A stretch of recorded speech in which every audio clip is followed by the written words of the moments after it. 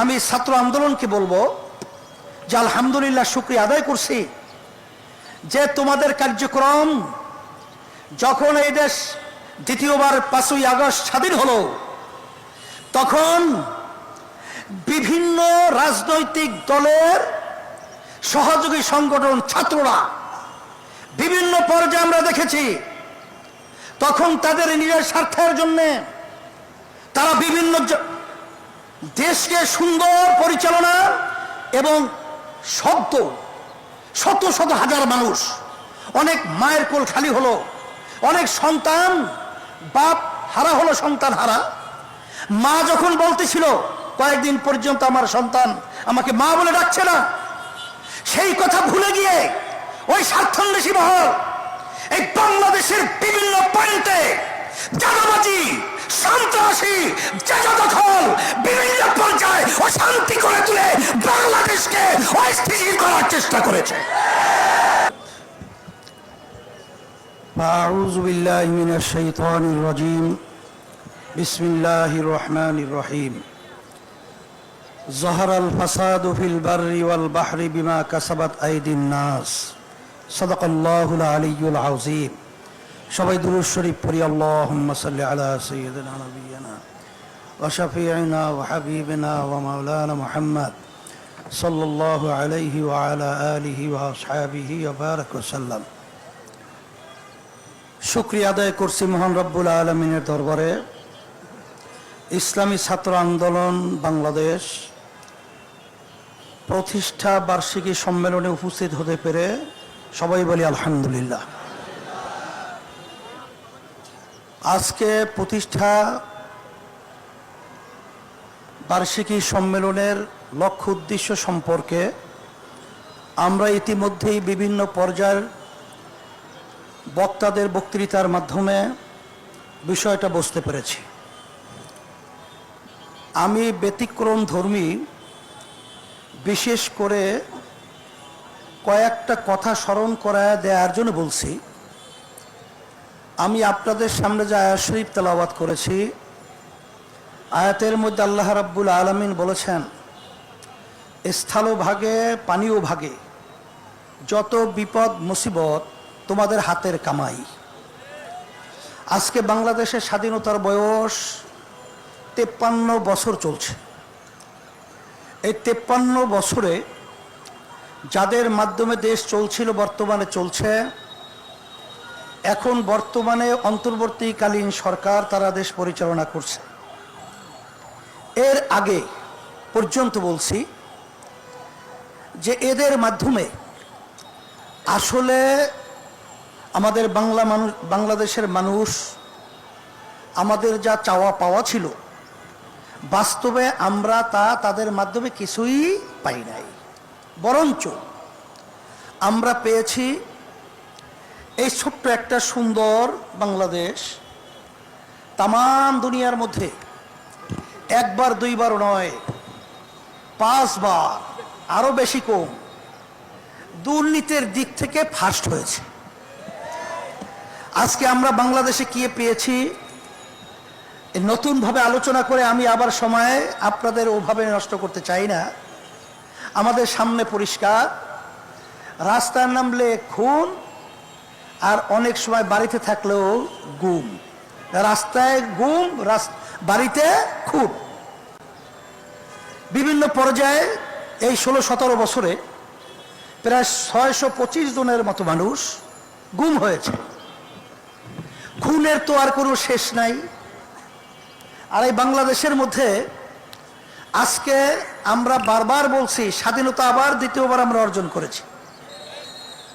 এখন অনেকে প্রশ্ন করতে পারেন যে আমরা তো 53 বছর আগে দেশ স্বাধীন করেছিলাম, আবার নতুনভাবে স্বাধীনতা কি? আসলে বাস্তবতা হলো এই যে আসলে আমরা স্বাধীন দেশে বসবাস করেছি ঠিক, কিন্তু আমরা বাংলাদেশের মানুষ স্বাধীন ছিলাম না। এখন আল্লাহর খাস মেহেরবানি, এখন আমরা স্বাধীনতা দেশে বাস করছি, স্বাধীনভাবে কথা বলতে পারছি। এখন আমার কথা হলো এতটুকুই যে 53 বছর স্বাধীনতার বয়স হয়ে গেল, আর বিপদ আপদ মুসিবত আমাদের হাতের কামাই।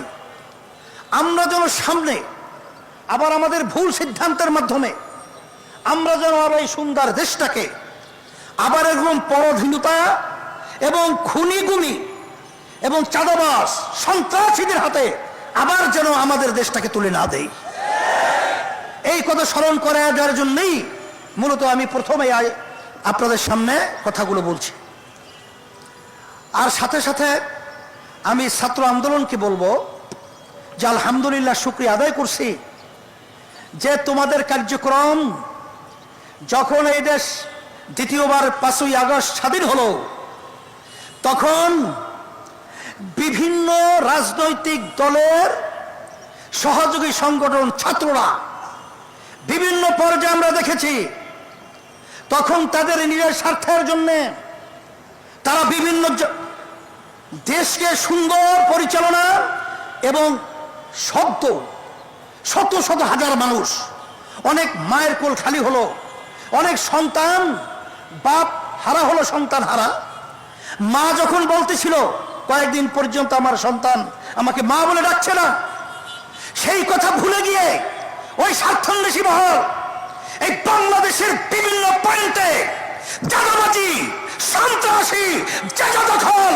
বিভিন্ন পর্যায়ে অশান্তি করে তুলে বাংলাদেশকে অস্থিতিশীল করার চেষ্টা করেছে। সে সময় আমি তোমাদেরকে ধন্যবাদ জানাই যে তখন তোমরা বাংলাদেশের সংখ্যালঘু এবং অন্যান্য যারা নাকি বাংলাদেশে অন্যান্য ধর্ম অবলম্বী রয়েছে, তাদের মন্দির, তাদের গির্জা এবং তাদের জান মাল ইজ্জতের হেফাজতের জন্য তোমরা পাহারা দিয়েছ, তোমরা স্বতঃস্ফূর্ত তাদের পাশে থেকে তাদের জান মাল ইজ্জতের নিরাপত্তার দায়িত্ব পালন করেছ। শুধু তাই না, আমরা দেখেছি যখন বাংলাদেশ বিভিন্ন পর্যায়ে যখন প্রশাসন তাদের দায়িত্ব থেকে অনেকটা দেশ বিভিন্ন বিশৃঙ্খলায় সময় পার করছিল, তখন তোমরা রাস্তায় নেমে তখন তোমরা মানুষের যানজট নিরসনের জন্য তোমরা সেখানে ট্রাফিকের ভূমিকা পালন করেছো। আমরা দেখেছি যখন করে আহত ছেলেরা কাতরাচ্ছে রাস্তায়, তখন তোমরা তাদের পাশে গিয়ে তাদের সহযোগিতায় কাজ করেছো। আমরা দেখেছি বন্যার্থ যখন নাকি ভারত থেকে পানি ছেড়ে আমাদেরকে না জানিয়ে আন্তর্জাতিক আইন লঙ্ঘন করে আমাদের দেশকে ডুবিয়ে দেওয়ার যখন ষড়যন্ত্র করেছিল, তখন তোমাদের সেখানে স্বতঃস্ফূর্ত স্বেচ্ছাসেবক এবং সাথে সাথে তাদের অন্ন বস্ত্র, তাদেরকে বিভিন্ন চিকিৎসার ব্যবস্থা তোমরা করেছো। আমরা তোমাদেরকে ধন্যবাদ জানাই।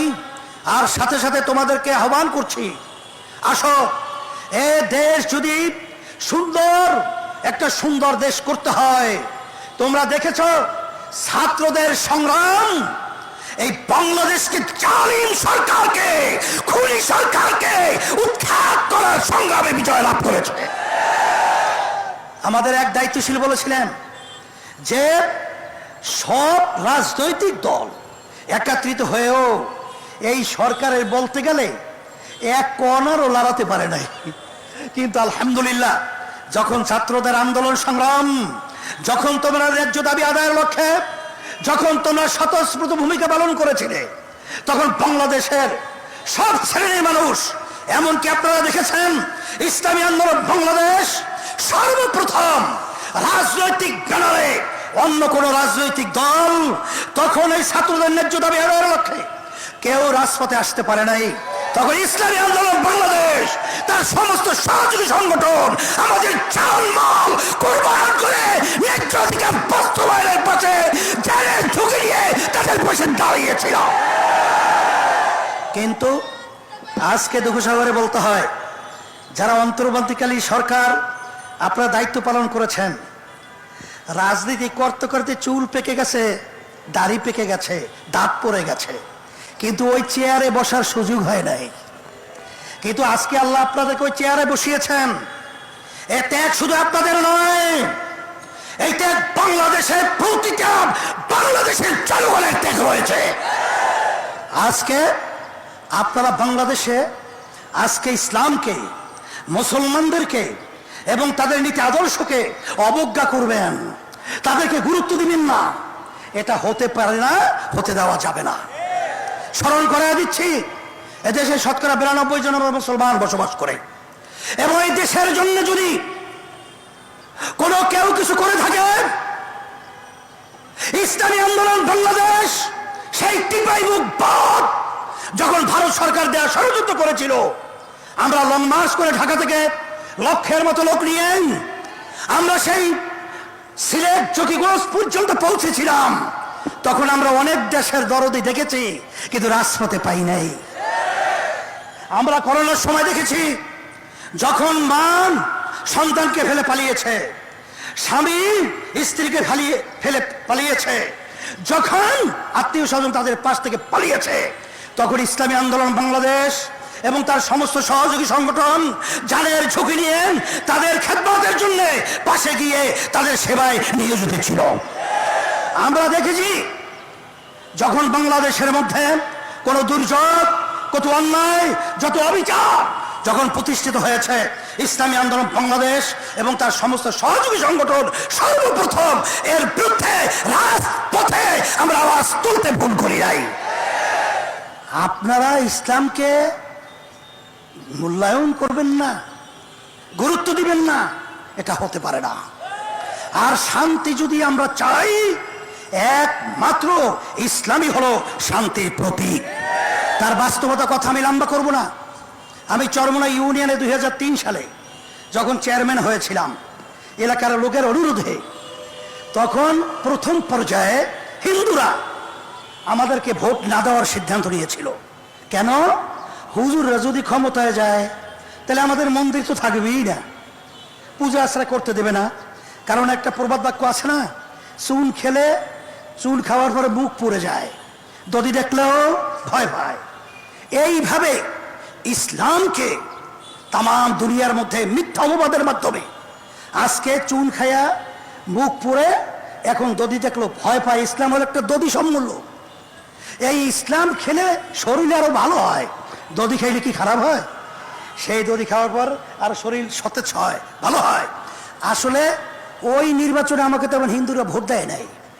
আমি তো আলহামদুলিল্লাহ চেয়ারম্যান হয়ে গেছি 2003 সাল। চেয়ারম্যান হওয়ার পরে এখন আপনারা চরমানি যেন খবর নিয়ে দেখেন, সমস্ত হিন্দুরা দল টল বুঝে টুঝে না, একেবারে নির্দ্বিধায় ঝাঁকে ঝাঁকে ইসলামী আন্দোলনের প্রার্থীর পক্ষে তারা আজকে ভোট দেওয়ার জন্য উম্মদের মতো পাগল হয়ে কাজ করছে। আপনারা লক্ষ্য করেছেন, এই শাহবাগী যখন হিন্দুরা অবস্থান নিয়েছিল, সাংবাদিকদের সামনে হিন্দুরা বলেছিল যে আমাদের মন্দির, আমাদের জানমাল নিরাপত্তার দায়িত্বের জন্য ইসলামী আন্দোলন বাংলাদেশ আগিয়ে আসছিল। বরিশালে যখন প্রশাসন আমাদেরকে ডেকেছিলেন এবং অন্যান্য রাজনৈতিক দল সহ, তখন হিন্দুরা বলেছিল যে ইসলামী আন্দোলন বাংলাদেশ এবং তার সমস্ত সহযোগী সংগঠন আমাদের জানমাল, আমাদের মন্দির গির্জা পাহারা দেওয়ার বিভিন্ন ভূমিকা পালন করেছে। এই জন্য আমি সকলকে তার আহ্বান জানাবো, যদি দুনিয়াতে শান্তি চান, আখেরাতে মুক্তি চান, একমাত্র তার নীতি আদর্শ গ্যারান্টি শান্তি ইসলাম। আমি ছাত্রদেরকে বলবো, মাঠ উর্বর, তোমরা মাঠে ময়দানে আমার ছেলেদেরকে দাওয়াত করো, তাদেরকে এই শান্তির ছায়াতলে নিয়ে আসার বিভিন্ন প্রক্রিয়া হাতে নাও, কাজ করো। হরকতে বরকত আন্দোলন মানে নড়াচড়া। আল্লাহ রাব্বুল আলামিন আমাদের সকলকে এই সম্মেলন এবং এই সম্মেলনের মাধ্যমে শান্তির ব্যবস্থা দুনিয়াতে, আখিরাতে মুক্তির ব্যবস্থা করে দেয়। আল্লাহুম্মা আমিন। রব্বানা আতিনা ফিদ দুনিয়া হাসানা ওয়া ফিল আখিরাতি হাসানা ওয়া কিনা আযাবান নার বিরহমাতিকা ইয়া আরহামার রাহিম।